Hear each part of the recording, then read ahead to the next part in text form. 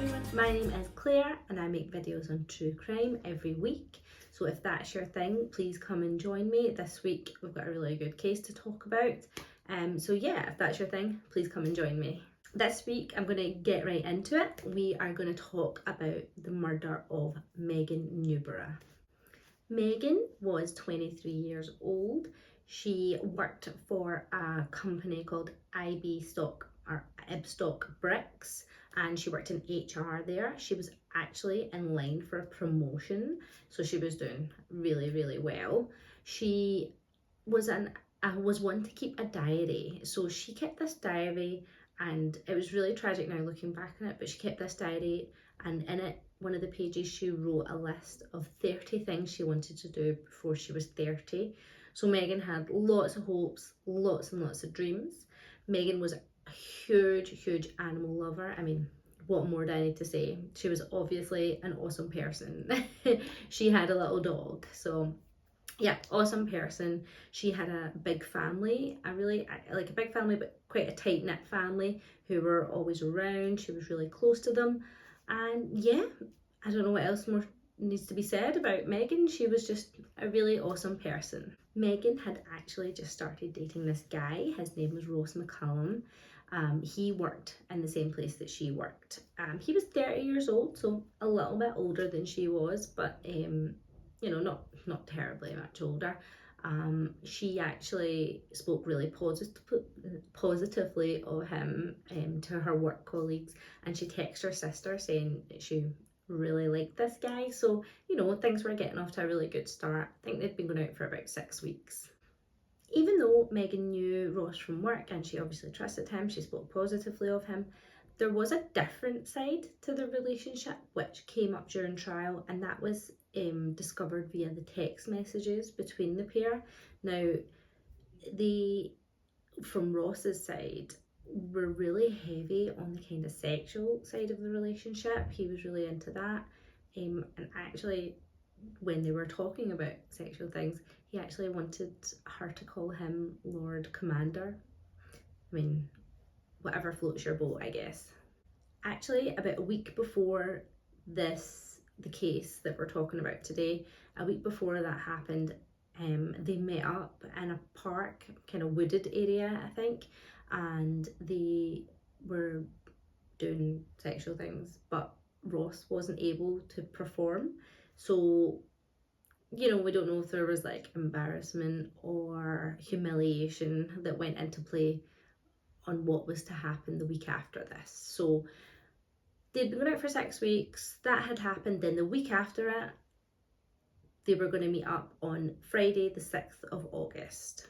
Megan left home on Friday the 6th of August. She lived in Nuneaton. So she left home at about 6:30 p.m. And it was a Friday night, so she didn't have work the next day.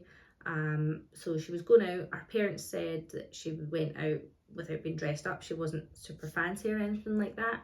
And she told them that she would be home about 9 p.m. Megan told her parents that she was going to go out for a walk with a boy, but in reality she was actually going to go over to his house. So he lived in a place called Colville, and he lived with his parents, as did Megan, but his parents were actually away out for the evening. From text messages that they were exchanging that day, it seemed that Megan was really excited about meeting up that evening.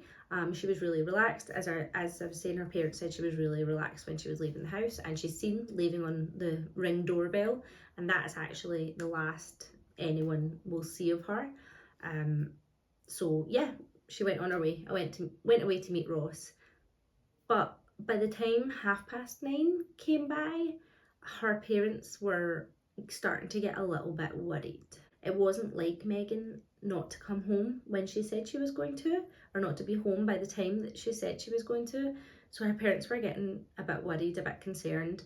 And then the next day came and they were beside themselves with worry. They decided to phone the police. They tried contacting Megan by phone, by text message. She wasn't answering, nothing like that. So when they phoned the police, they reported her missing. The police actually tried to trace her car first of all. They sent out like a trace on her Reggie plate. So they sent that out to try and search for her, but at the same time her brother did the software on your phone that can like find your phone. They did that, went out, found her phone, which was at the side of a road as if it had just been discarded out there, not somewhere that she should have been. The number plate recognition system actually came back with a hit as well, and it had been triggered on the Friday evening. So this is the Saturday during the day, and it had been triggered on the Friday evening, and it was about 30 miles away from their house on a place called Etnall Way. It's a car park for a college. So the police doing their investigation found out that Megan was out with Ross that evening, and they contacted him. They went to his house, but he wasn't there, so the police decided to phone him, and all of this is caught on body cam, the police body cam. They caught the phone call that the police officer was having with them, so everything that he said was recorded. During the call, Ross says to the officer that he was actually getting a bit concerned because he hadn't heard from her. He'd been trying to call and text her and he hadn't been getting any response, so he was getting a bit worried. And the police officer asked him about the Friday evening, and he said that she left his house, no problem, and she said she was going to go and get a vanilla milkshake from McDonald's. So there was no issues there, she was going to leave, no problem. But he continues weaving this kind of web of lies, and he's acting like this concerned boyfriend, which we know he's not. Whilst the police are on the call with Ross, the CCTV is also getting checked from when the car was found, and lo and behold, who do we see driving in, parking the car? It's Ross. So he's seen parking the car, he's actually seen getting changed, taking his clothes off, putting them in a bag, then putting them in a local dumpster thing, like a big skip bin that's sitting nearby. Then he's seen putting other things into just a regular bin. You know, it's obvious it's him, it's clear. So this obviously makes the police want to talk to him a wee bit more seriously. When the police actually go to these bins to collect the items that he'd chucked in them, it's his blood-stained clothes that he's disposed of. There's also cleaning supplies that he's used to clean the crime scene. Yeah, so not a very good criminal, I guess. And after he'd done this, he took a taxi home, but he didn't get it actually all the way to home. He got dropped off just a wee bit before his house, just to, you know, try and throw them off the scent, I guess. Ross got home just before 11 p.m. and he must have been feeling not terribly confident about his alibi and how he'd been behaving that night, because he decided to text Megan's phone asking if she got home okay, and then he hopped onto Google. Ross actually Googled, how do you tell a girl that you love her? Ross then spent some time on YouTube and he was searching up things about Levi Belfield, who is a known serial killer in the UK. Some lovely bedtime reading for our killer. The next morning he carried on, was doing the same, again some more research on Levi Belfield for whatever reason. He also went on to some adult websites and was looking up specifically domination themed videos. And then later on the Saturday afternoon, it seemed like his mindset might have changed a little bit, because he started looking up prisons and levels of prisons and what kind of offenders go into what level of prison. So obviously he wasn't feeling super confident about his chances. So after the police see him on the CCTV, they go to arrest him for kidnap. But as soon as they go to his house, his story kind of collapses and he ends up admitting everything. He admits killing her and disposing of her body at the side of a road. After this confession, the police decide to search his home, or his parents' home, where he lived, and they found Megan's Fitbit, which had been ripped off her wrist. They found evidence that Megan had put up a fight, But they also found a blood stain on the carpet, or they found the leftovers of a blood stain on the carpet, which Ross had tried to clean up. He'd actually told his parents that he'd spilt coffee, and that was him cleaning it up. So Ross admitted killing Megan, but he claimed a defence of PTSD. So he stated that he suffered a loss of control. So they went to trial because they wanted to prosecute him for murder. At the trial, we found out a wee bit more about what happened that evening in Ross's parents' house. So Megan got over to his and they were hanging out, just having a good time, and things were leading to one thing or another, and Ross said that triggered him because he was abused as a child in the worst way a child can be abused. So that triggered him, and he snapped at Megan and he strangled her to death using his hands. And then he actually ended up getting a kitchen knife and slit her throat 14 times. During the trial, Ross took his own defence, and he was asked by the prosecutor why he used the knife on her when she was already dead. And he actually responded with, "Everyone's going to be cross at me," and he said it made sense at the time. He then took, after murdering her and slitting her throat, he took her body and dumped it on a lay-by underneath some bushes on the Charlie Road. It's in Leicestershire. No care, no nothing shown for Megan. He dropped off her car in the car park after that, and then began his cover-up.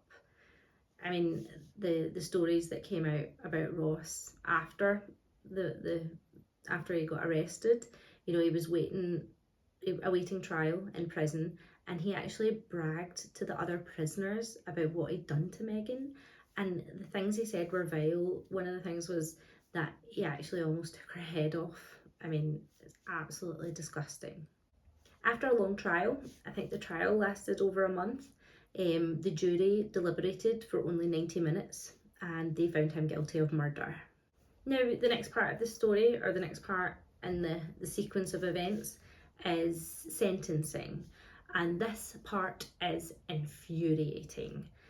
So I want to make sure I get this right. So because Ross killed Megan in his home, in the home, he only received 15 years for the murder and 8 years for other factors like just dumping the body and cover up and things like that.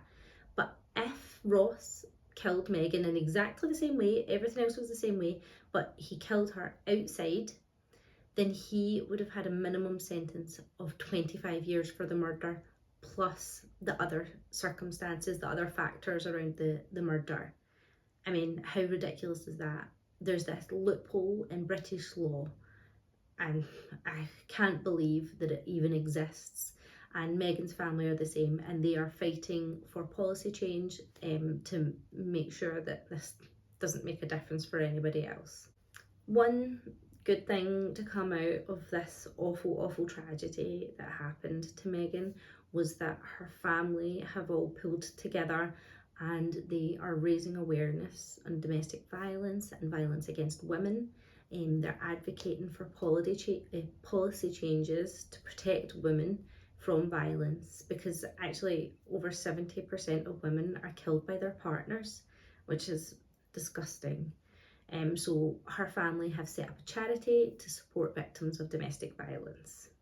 Megan's family are also trying to do all the 30 things that Megan had on her list in her diary of 30 things to do before she's 30. Her family are trying to tick them all off so that Megan is living through them. I want to end this video by telling you what Megan's sister read out in her victim impact statement. She read this out while looking Ross dead in the eye. She said, "I hope she haunts you." And I feel exactly the same way. I hope that Ross is haunted in prison for the rest of his life for what he has done. Thank you everyone for watching this video. I hope you enjoyed it. If this is your thing, then please come back next week. I'll make another true crime video for you. Until then, I will love you and leave you.